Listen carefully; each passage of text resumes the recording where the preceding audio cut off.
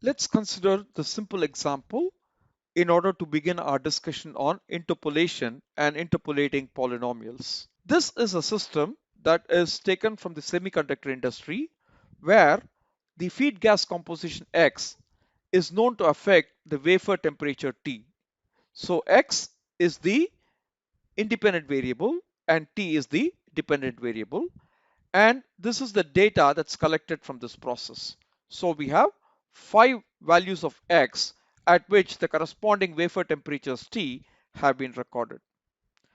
And if you choose to represent the relationship between T and X as a polynomial, we could write a polynomial of this type, right? So this is an nth order polynomial, as you can see. Capital N is the order of the polynomial, and you could write it in terms of parameters a0, a1, a2, and an in this manner, or we can use short form notation to represent this as a summation.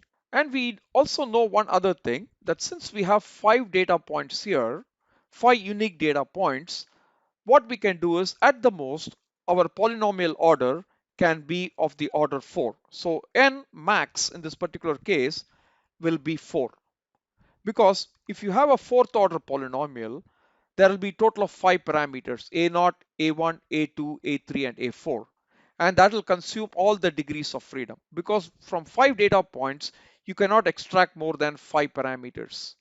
If you are given 2 unique data points, the best you can do is to connect them with a line, and a line has 2 parameters, the slope and the intercept. So if you have 2 unique data points, you can construct a model which has 2 parameters. Likewise, if you have 5 data samples, then you can at the most extract 5 parameters from it. And if you're using polynomials, we will go for a maximum of fourth order polynomial. So if you have n plus 1 unique experimental points, we would be able to estimate n plus 1 parameters. And when you do that, you will get a unique interpolating polynomial. That means in this particular case, if you had 5 data points, that means n, capital N is 4, then you can get a polynomial of order 4 which has 5 parameters, and that polynomial will pass through all the data points perfectly. That means you will get a perfect fit of the data. So that will be an interpolating polynomial because it passes through all the data points perfectly, and that interpolating polynomial will be unique. Now, if you're estimating polynomials of relatively small orders, that means capital N is less than 10, then you can estimate the polynomial coefficients very directly. That means you can use the ideas behind least squares and tools like polyfit command and MATLAB to estimate these parameters. However, if you are trying to estimate polynomials of higher order, then you have to be concerned about issues like scaling, ill conditioning, etc. If you have a situation where the number of data points m is greater than or equal to the number of parameters that is in the model that you're trying to estimate. Let's say you are trying to estimate a nth order polynomial which has n plus 1 coefficients. And if the number of data points you have is capital M, which is greater than n plus 1, then we can estimate the parameters by setting up the matrix equation system. We can set it up as V times A is equal to T, as I'll try to demonstrate here. This is nothing but big X times beta is equal to Y. This is what we did when we studied linear regression. This V is nothing but big X. This A is nothing but beta. This beta is the vector of unknown parameters. This A is the vector of unknown polynomial coefficients. So they are also parameters. So no difference. This Y is exactly the same as T. Basically, this is a difference in notation. I could have done this slide using x beta is equal to y, but I purposely chose this VA is equal to T form just to sensitize you to the fact that different textbooks, different authors will have slightly different notation, and we will have to learn to adjust to that. All right. So here you can see the dimensions of the matrices are put in superscripts, we have always been using subscripts. For example, if I were to write it, I would write it as V m by n plus 1 times a n plus 1 times 1 is equal to t m by 1, right? This is how we normally write. We put the sizes of the matrices and the vectors as subscripts, whereas this notation uses superscripts. But they all talk about the same thing. It is the same old big X matrix times beta is equal to y. And we know that in the big X matrix, each row corresponds to one particular sample information, right? That's how big X matrix is arranged. And each column of X contains one of the variables that we are going to use in the regression. So I hope you carry all those ideas. What we are discussing here is nothing new. It is the same thing except that big X is called V, beta is called A, and Y is called T. As you can see in the next slide, when I do an example, the mth row and the nth column of this matrix V will be equal to xm to the power of n minus 1. This m indicates the sample number and n relates to the column number. I'll demonstrate it in the next slide, what this really means in the context of a specific example. The small m goes from 1 to capital M. So if you talk about small m is equal to 1, it means we are talking about the first sample. If you are talking about small m is equal to 2, we are talking about the second sample. If you're talking about small m equals capital M, we are talking about the mth sample because there are m data points or samples in the system. Likewise, if you are talking about n is equal to 1, small n is equal to 1, then we know that n minus 1 is going to be 1 minus 1, which is going to be to the power of 0. So xm to the power of 0 is 1. That means we are talking about the column of ones. That is going to be the first column in the V matrix. If small n is equal to 2, then we will have this as xm to the power of 2 minus 1, which is going to be xm to the power of 1, which is going to be xm, which is going to be the second column of V matrix. And if small n is equal to capital N plus 1, then this will be xm to the power of capital N plus 1 minus 1. This will be xm to the power of capital N.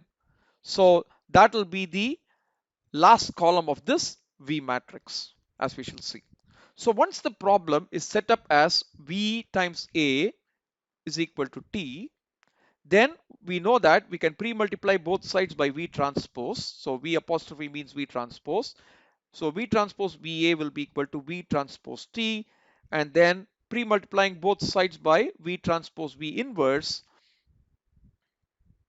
we are going to get V transpose V inverse V transpose T, and recognizing that this is the identity matrix, the left hand side is just going to be A equals V transpose V inverse V transpose T, which is the least squares solution for the unknown parameter vector A. So this is exactly what we did in linear regression. So don't think we are learning something new here. It's the same old linear regression problem for which the least squares solution is this. In MATLAB notation, we can write this complex expression as A is equal to V backslash T. Or we can write A is PINV of V times T. Both are okay in MATLAB. But the mathematics behind it is what we saw in linear regression. Let's take an example of a system with one input and one output. The input is X and the output is Y. And let's say we collected 5 samples from the system. Here, capital M is equal to 5.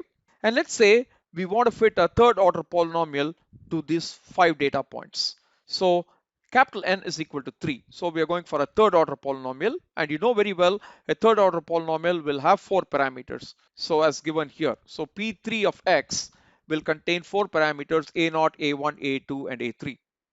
And we know in order to estimate A0, we must have a column of ones. And that is what you see here. In V matrix, we have a column of ones. And you will have 5 rows in V matrix because there are 5 samples here. We are going to use all the 5 samples to estimate the parameters A0, A1, A2 and A3. To facilitate the calculation of this parameter A1, we need a column of X. So this is a column of X measurements. So the 5 X measurements corresponding to the 5 experiments are stacked up to form the second column of V. To estimate A2, we require a column of x squared. That means we take the measurements x1, x2, x3, x4, x5 corresponding to the 5 samples. We square those values and use it to form the third column of V that will help us to estimate A2. Likewise, the fourth column of V comprises of the cubes of the x values. So this V matrix is going to be 5 by 4. So it is going to be of size m by n plus 1. It is of size m by n plus 1. M by n plus 1.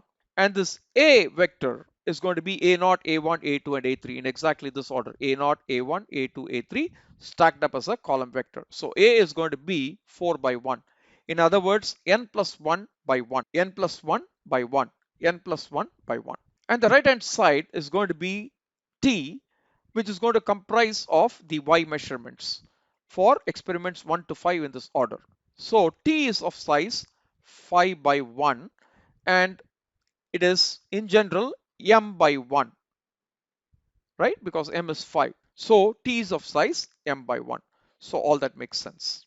If you look at the 3, 2 element of V, that means third row and second column element of V, third row and second column element is x3. That's what I've written here. So V32 is x3.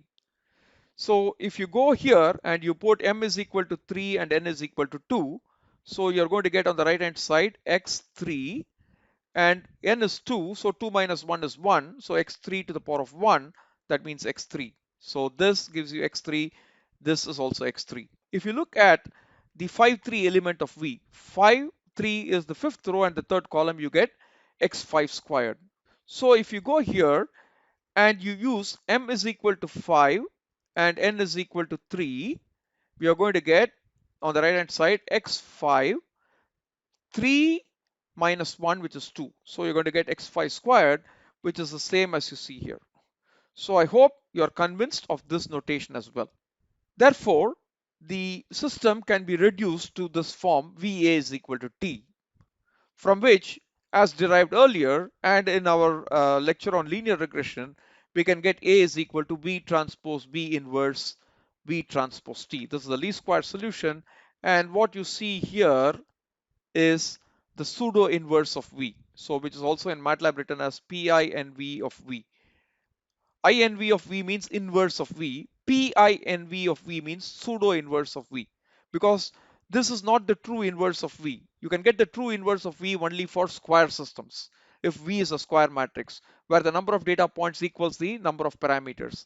But in this case, we have more data points than parameters. So V is not a square matrix. So for non-square matrices, you can compute the pseudo inverse. And therefore, A is going to be pseudo inverse of V times T. Or we can write V backslash T. Please understand that the least squares solution is the basis of the PINV command in MATLAB or the V backslash command in MATLAB. So let's look at the two figures in this particular slide. If you look at the left figure, what you see is you see x, which is the independent variable, and f of x is the dependent variable. And what you're given there is 3 data points shown by those circles. And if you have 3 data points and if you fit a second order polynomial, the second order polynomial will have 3 parameters that will consume all the degrees of freedom that is available, and therefore you will get an exact fit. That means the second order polynomial will pass through all of the 3 data points given there. So the second order polynomial here in this case is what is called an interpolating polynomial because it passes through all the data points perfectly. Now if you come to the right hand panel, you have 7 data points that are depicted there. But let's say you draw a cubic polynomial through it. A cubic polynomial involves 4 parameters. So the third order polynomial will not pass through all the 7 data points perfectly. It passes through it in this particular manner as indicated by that blue continuous line. It fits the data in the least square sense. That means this third order polynomial provides a fit to the data that is seen there in a way that it provides the least sum of squares errors between the data values and what the model predicts. And this was the basis for least squares regression that we learned earlier. So we call this an approximate fit. If we wanted a polynomial to fit through all these data points perfectly, we should go for a sixth order polynomial that will consume all the 7 degrees of freedom because we have 7 data points. So that polynomial, for example, might look like something like that. And we can see that will be an overfit for the data, because what if the data is noisy? The same problem is here. Maybe this data point is actually here. Because of noise, you get this as the measurement. So actually a line would have worked well. All right. So in mathematics, we assume no noise, and therefore, we can fit any higher order polynomial that we want. But in real life, since data is noisy, we always are worried about overfitting. The point I'm trying to make here is whenever you have a choice of fitting data, try to go for the polynomial or model complexity of the right size. Don't overfit, don't underfit, as we have emphasized earlier as well. But if you want an interpolating polynomial, then you have no choice. You're looking for a polynomial that passes through all the data points perfectly. So mathematics is different from statistics. This must always be kept in mind. I will close this particular video with a presentation of this graph where the true relationship between x and y is also denoted as f of x. So x is the independent variable and f of x or y is the dependent variable. The true relationship between the input variable and the output variable is denoted by this red continuous line.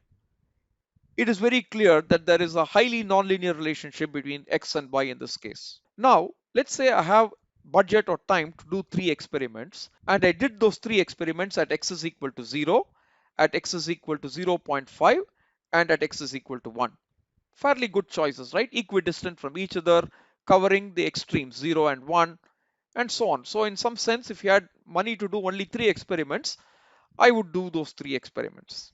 And I get the red circles as my data. Now, for 3 data points, all I can do is I can fit a second order polynomial, which is a parabola. So I fit the best polynomial for this data set, which contains 3 samples, and I get the blue curve as the model. So this blue curve has some interesting characteristics. At the points where I have done the experiments, the model and the truth, which is represented by the blue and red curves respectively, match perfectly.